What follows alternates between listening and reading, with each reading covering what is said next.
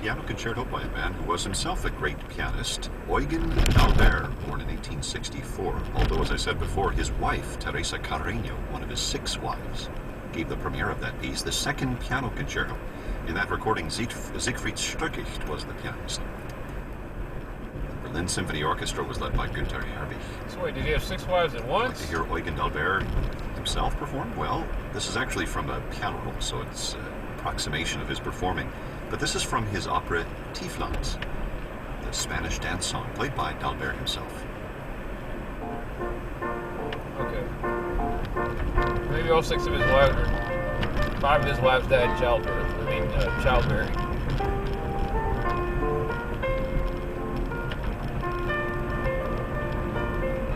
Something like that.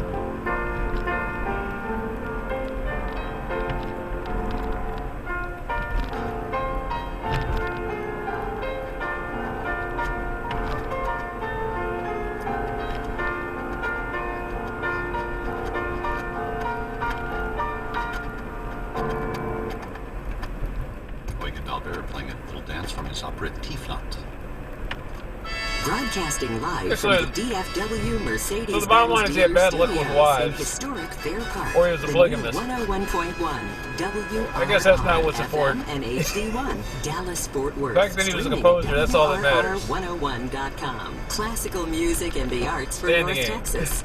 If you're retired or retiring soon and not happy with your investment strategy or the advice you've been given, I want to invite you to get a free second opinion. This is Ken Moraith, host of the Money Matters radio show. To register for a free financial portfolio review, go to moneymatters.net. That's moneymatters.net. Ken has been quoted in Forbes, Wall Street Journal, CNN Money, and Fox Business News. Clients that followed his advice did not lose money in the That's way stock to be market safe. crash of 2000. Especially on our technology. So a better understanding of this cycle can help keep things running smoothly. To that end, NASA launched a satellite to study the peak of the solar cycle 35 years ago today. Known as the Solar Maximum Mission, Solar Max for short, it needed a little help to get the job done. The craft failed less than a year after launch. But in 1984, Space Shuttle astronauts repaired it in orbit, giving it 5 more years of life. The peak of the solar cycle produces a lot of dark sunspots, which are magnetic storms on the sun's surface that are big enough to swallow Earth. But it also produces giant explosions known as solar flares, as well as massive eruptions of hot gas. When these outbursts reach Earth, they can zap satellites, force airlines to reroute flights, and even knock out power grids on the ground. You might expect that the sun would be dimmest when it's covered with more sunspots, but Solar Max found otherwise. The sunspots are surrounded by hot, bright rings, which more than make up for the dimming effect of the sunspots themselves. That and other findings provided a more complete picture of the active sun, a picture that astronomers are still refining today. And you can find much more about the sun in Stardate magazine. Subscription information at stardate.org. For the McDonald Observatory, I'm Sandy Wood.